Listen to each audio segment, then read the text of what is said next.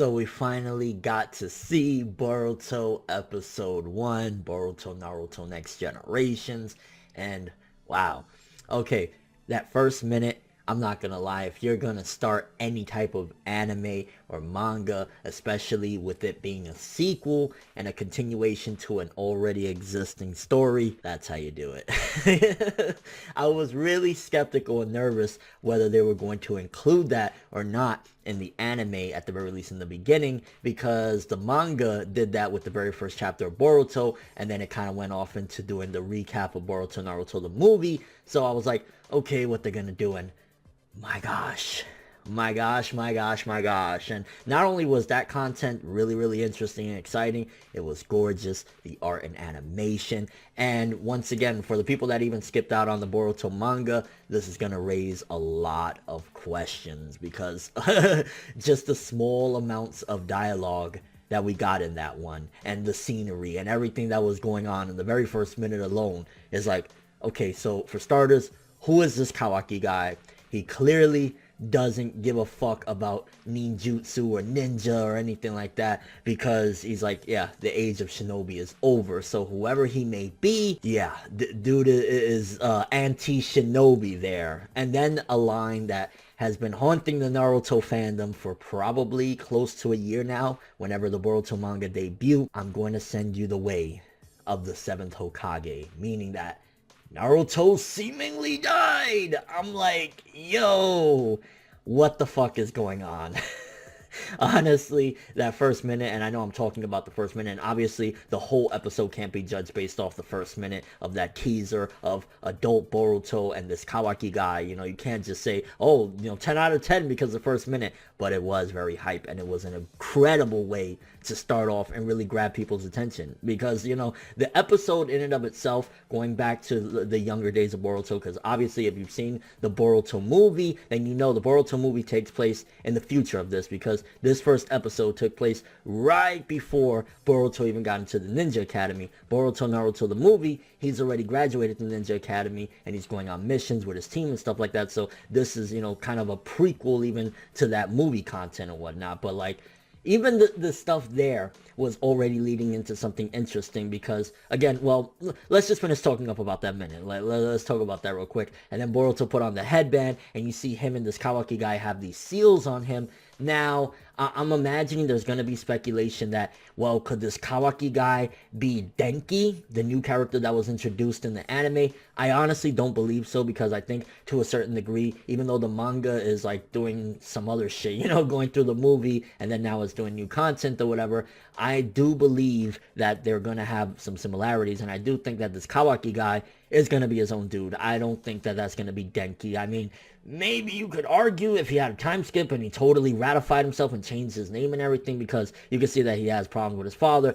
There's a possibility there, but I highly doubt that, because in the manga, this Denki character doesn't exist, and I think that this is just going to be like an anime exclusive character, and he'll probably show up from time to time, similar to like stuff like Toriko, when they had like that reporter or whatever. So maybe they're going to do something along the lines of that, where he'll just be an exclusive character. I don't believe that he's going to be Kawaki at all. It could happen, you never know, but highly doubtful. And just that first minute was incredible. Now the episode as a whole, brief synopsis: Boruto is gearing up, because tomorrow is the start of his entrance to the academy or whatever. He starts the first day of school, so to speak, or whatever. And I truly think that they're marketing this towards kids. And if you see my live reaction, pretty much just to recap quickly what I talked about with the opening, in the opening, pretty much, it seems as though it's like more aiming towards kids. While it is giving a little nod, and you see the older characters in there as well, for the most part, it seems as though they're like, yeah, this is, to try and get the new generation in there. And I do believe that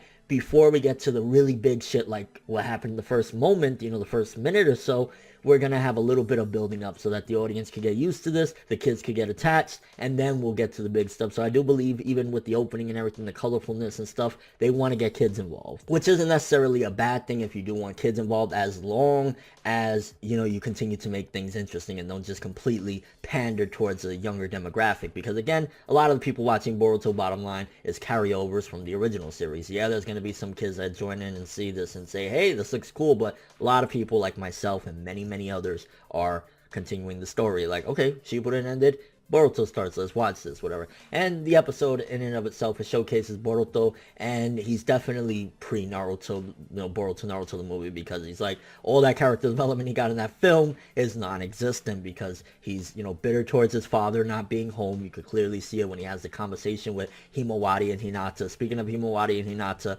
I want more Himawari. I hope, especially if they're going to be doing things like this, which is pretty much seemingly going to be anime only type of deals with some of these episodes, I want to see more Himawari. Give a little bit more, because especially if you guys seen the day Naruto became Hokage OVA, Himawari looks really, really interesting. Like, she could be a really cool character, especially when she gets older. We could see some cool shit with her. Hinata, as always, like, Hinata, she doesn't change. Like, she's still talking about how cool Naruto was in the academy days. And I'm like, girl, we felt bad for him and we sympathized with him, but let's be honest, Naruto wasn't the coolest motherfucker in the world. Like, if anything, Sasuke was the cool dude.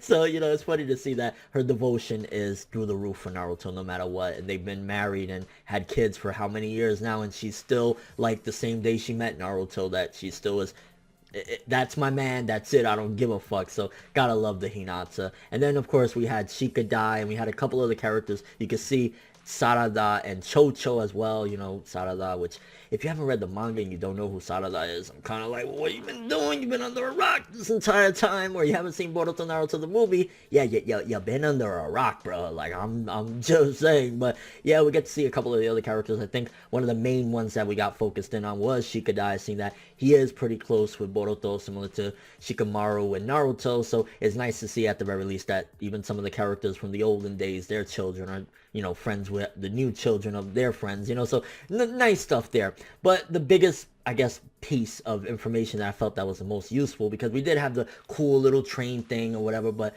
when the Denki kid, first of all, got bitten by some sort of snake thing and started, like, having delusions and becoming a kind of asshole, I was thinking to myself, snake thing biting you. I wonder who could be behind all this, right? Is there any weird snake guys in the Naruto verse? Oh yeah, there is that one dude. What's his name? Orochimaru. Okay, like, yo, I wouldn't be surprised. I would not be surprised if that's something that Orochimaru's up to. Again, we haven't seen Mitsuki yet show up in the story or whatever, at the very least, according to this episode. So maybe it'll be a while, because if I'm not mistaken, in Naruto Gaiden, Mitsuki doesn't show up until towards the end. He's like a transfer student of the academy days, so maybe that's what's going to happen, and we're not going to see Mitsuki for a while, although he is in the opening, so maybe within a few episodes, he'll be a transfer student in the middle of all this stuff, so there's a possibility as well. But then another big thing that I felt as though is integral to not necessarily just this episode, but the plot as a whole. Boruto's eye, which I thought Boruto's eye was going to be connected to something a little bit different. I didn't expect that it was going to be already within him. So whatever happened for him to get that power where he was seeing the actual snake aura around Denki, this happened long before, either at birth, or if it has anything to do with Orochimaru, then this happened before even the series started. But I'm really curious to see what that was about, because he could see the aura, and his eye was unlike anything we've seen before, if I'm not mistaken. Like, I don't remember even the Tensegon looking like that. I don't remember any eye technique we've seen up until this point look like that. But it does remind me in a way of, like, the curse mark stuff, and like some of the characters when they would just freaking lose it. It even reminded me a little bit like a Edo Tensei looking eye. So I'm not exactly sure what that eye is, but obviously Boruto's had it since seemingly birth, or at the very least before the start of the series. But it was interesting that he was able to see the snake thing, and again, we don't know who the hell was responsible for that snake thing biting him. It could be a curse that's just, out there in the Naruto verse as a whole. So that was something that was really interesting. The episode, aside from the first minute and those little tidbits, whatever, it was setting things up. It was getting you introduced to the Boruto verse from the beginning of, him getting into the academy, or even before getting into the academy. It was really just trying to showcase, like, here's the world. Even at the end of the episode, Boruto proclaims, no, this is my story, okay? This is not my father's story. My father's story is done. This is mine. So it was really trying to clarify that for people that are like, well, maybe it'll focus on Naruto more often. Like, we got little bits of Hokage Naruto in here. He's really quiet, and he mentions a couple things here or there, and, he got paperwork or whatever, but, like, not too much Naruto in this episode. Hopefully they do include him and continue to include him along with the other adults in future episodes, because I like seeing the older characters. It gives a nice dynamic. And any series that is either a spin-off or a sequel, is always nice to see the other characters that you love and enjoy show up from time to time. Even if it's not going to be that they're permanent, it's nice to see them like, okay, they still exist. They still have some type of ties to what's going on right now. And the train scene, whereas, you know, wrecking and shit because of Denki's fucking snake bite or whatever, and him going crazy trying to get rid of those fucking little thugs that was beating on him, you know, those bullies or whatever. It was a nice way to do it, because, you know, every episode 1 of any series, they always try to have that big, really action-packed ending scene of the episode to get people like on board. And it was interesting that they decided to do it in like a wrecking train scenario, and when it fucking flew into the Hokage mountain, I'm like, yeah, Boruto's making sure his name is out there in a major way. It's not necessarily the best, and honestly, if you think about Naruto's old charades that he did back in the day, all the little pranks and trying to get attention, it's pretty close with that. I mean, I would say it surpassed it, except he did steal a ninja scroll that could very well give him some crazy techniques and cause so much havoc for the village, but this motherfucker crashed the train into the Hokage mountain. Like, that's a great entrance. Overall, the episode as a whole, to be honest with you, 7.5 to an 8. If it was all just material from that first, you know, minute, this would have been a 10 easily. But it was setting things up and getting introduced to the characters and things of that nature. And overall, it was really enjoyable. I'm really looking forward to seeing where this all goes, because I'm hoping that, because based on what we're going to see for the next episode, and I'll talk about more of that in another video, it seems as though we're going to be sticking with the school setting from now on. But you also got to make things interesting, and I really hope that they keep on having elements like that snake that bit Denki and Boruto's eye and stuff like that, because that makes things more exciting than just, oh, they're in school, you know, because if it's just they're in school,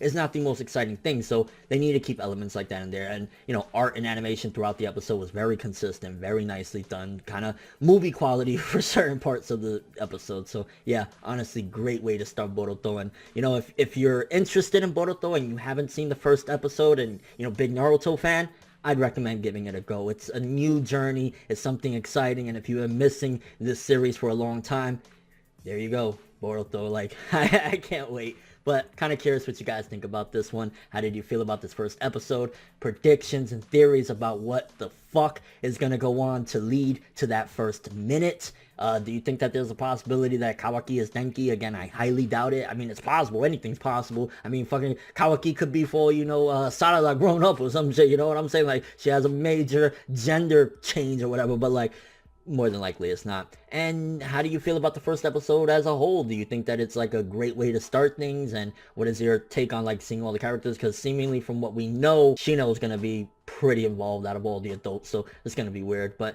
yeah, that's all I have for this one. Thanks for watching. Hope you enjoyed. If you liked anything I had to say or enjoyed the video, drop me a like. I'd greatly appreciate it. And if you want more from me, make sure to subscribe, follow me on Twitter, Instagram, and stalk my Facebook to get more when the video ends. I'm ForneverWorld, and as always, people, have an awesome day.